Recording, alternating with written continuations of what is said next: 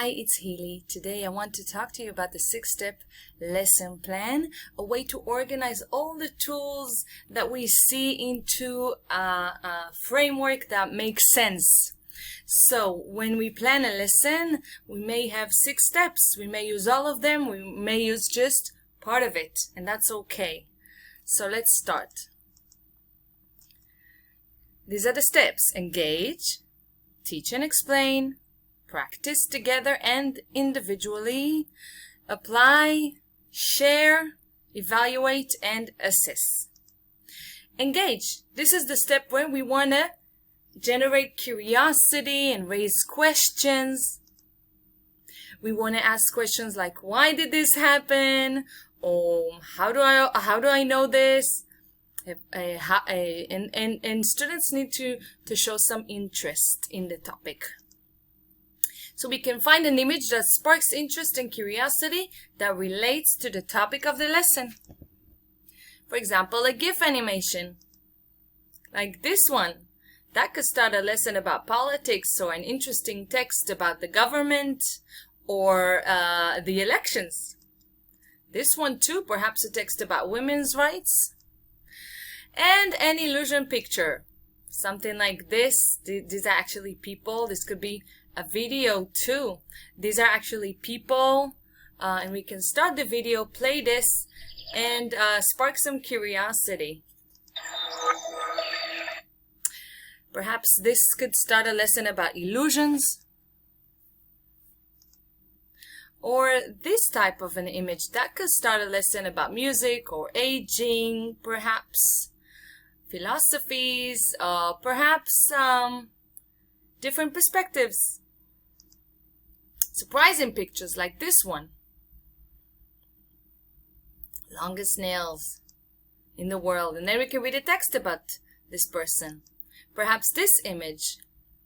Tallest person and shortest person. And then we can read about those people. We can start with a puzzle. I love using Jigsaw Planet. We can send this to students and have them complete the puzzle. Then when they complete the puzzle, we can ask them, what do you see in the puzzle? And what do you think our lesson is going to be about? So after that, we ask students to predict what the lesson will be about, and we ask them about any prior knowledge they may have about the subject. Assessing students' prior knowledge allows the teacher to relate to it while teaching and adapt the material. For students, it helps them to construct connections between old and new knowledge. So we always want to ask them, well, what do you already know about this? And then we start the discussion. Next step is to teach and explain. So the teacher encourages students to explain concepts and definitions in their own words. We can do peer teaching, and they can teach each other things. Also, the students can possibly give solutions, listen carefully to others' explanations if they teach each other. Students can question each other's explanations, and they listen and try to understand. So how can we do this? How can we teach? Well, we can just open the textbook and start reading. Or we can use a PowerPoint and go slide by slide and teach something new. Or we can bring a video, right? An instructional video, and show it, stop and ask questions. But we can also use different tools like Nearpod. On Nearpod, we can upload PowerPoints, presentations, or just slides or images, teach something, and every few slides we can stop and ask comprehension questions, quizzes, games, matching games, all those sorts of things to engage students during our lesson, so they don't stay passive but they're active. Every few slides there's an activity, whether it's a game, or also it could be a 360 degrees virtual tour. That's also possible with Nearpod. We can also use Pear Deck you stop for activities, you can create your own slides, teach new material online, and then stop to engage them. Ask them poll questions, comprehension questions, ask them for their opinion. They have entrance tickets and exit tickets. A lot of activities, and I really like Pear Deck because you can really see that teachers invest and created those activities that you can just take, drag and take them, as they are templates. So you can just use the templates with many ideas that already exist on Pear Deck. We can also use Ztings. Ztings is also a tool that's free for educators, and every few slides you can ask a poll question, yes, no, true, false, poll questions, multiple choice questions, open questions to have learners really type in their answers. You can also use word clouds, and students can insert answers. Also, you can use, you can embed things inside, like the jigsaw puzzle, Flipgrid, or Quizlet. So that's Ztings, wonderful for online learning, on synchronous online learning at the same time. So students stay engaged throughout the whole lesson. And every few slides, they have to answer a question or do something. Edpuzzle, wonderful activity. You can also use it live. If you are on Zoom, you can play a video and students stop to answer questions. So don't just play a video. Use Edpuzzle live, where the computer actually stops and asks students for comprehension questions about what they just saw. Practice, that's the next step. The teacher creates an exercise or a task to complete using the new knowledge. So we can start on Zoom synchronously by practicing together. So we can use the Wheel of Fortune and just have words show up, and then everyone has to say the answer together, for example, or a sentence with a blank, fill in the blank, and then students will say the answer together.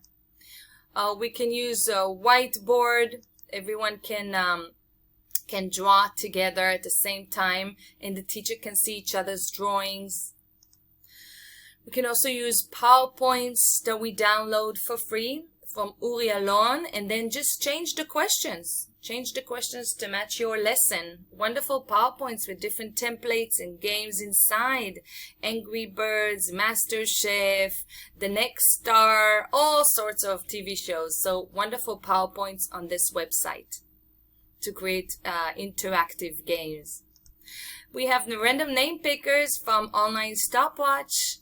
And then as we start this, words come up and everyone has to say the answer at the same time. It's a lot of fun because it's basically just a raffle. We don't know what's going to come up. We can use dice as well.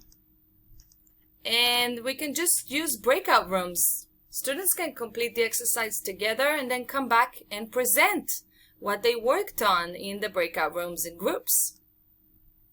Next step is to practice individually but together. Games like Kahoot, Quizlet, Quizzes, and Quizalize are wonderful. This is Quizalize. Students just answer questions, earn stars. What I love about it, two things I love about it. One is that the teacher can import the sets from Quizlet. So if you have a Quizlet set, it's super easy to import those questions into Quizalize. So that saves you a lot of time. And also I like to use this option of having students divided into two groups, and then there's sort of a competition between the groups. It's really fun because you can encourage them throughout the lesson. Kahoot, which I'm sure you know already. Quizzes, wonderful for questions. It's sort of like a video game. And Google Forms, which is a digital worksheets. Students can practice, answer questions, watch videos, and watch pictures, answer multiple choice questions, etc. GimKit is very similar to Kahoot. There's something more exciting about it. Check it out. Applying, that's the next step. After we have engaged students, taught them something new, they practice together and individually, it's time to dive deeper and to go higher in the in Bloom's taxonomy. We want to have them teach something using the new information they learned or they acquired, or assess something, create something new, applying the information, applying the new knowledge in different ways. For example, the teacher creates an assignment for students to apply what they learned by using web tools to create, collaborate, and connect beyond the classroom. The student applies new labels and definitions, explanations, and skills in new but similar situations. The student uses previous information to ask questions, propose solutions, and make decisions and design experiments. Let's have a look at some tools that can help us. We can use Flipgrid, and then we can demonstrate what we know in a video. We can also share the screens. Students can share their screens and teach something to their peers. They can also simply talk, answer riddles, write riddles of their own, or make up riddles of their own, make up stories, pretend that they're somebody else and everyone else needs to guess who they are.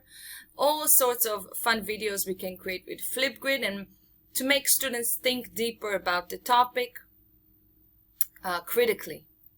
We can also use Fantastic to create animation videos between characters. Love this app. We can also use podcasts with Anchor. Anchor is a website to create nice podcasts with an introduction music, an actual recording, like a radio show, and an ending music. Wonderful tool to create podcasts, radio shows, etc.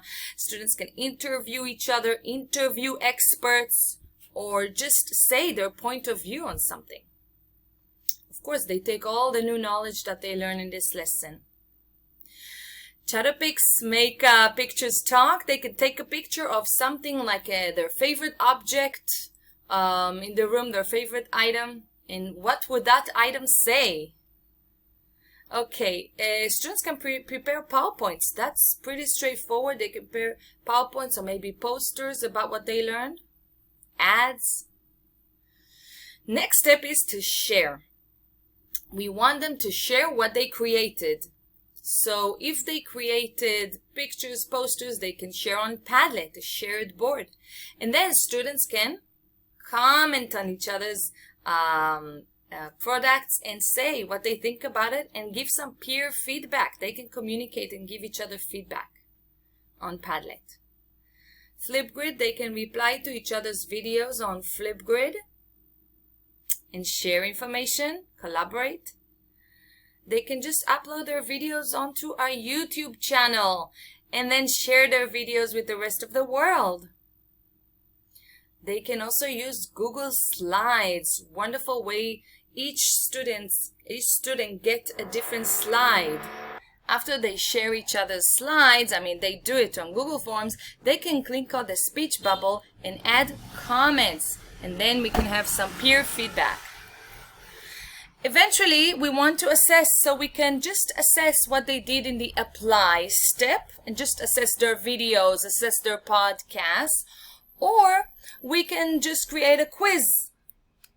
Okay, so it's time to see what students know after they have finished the unit.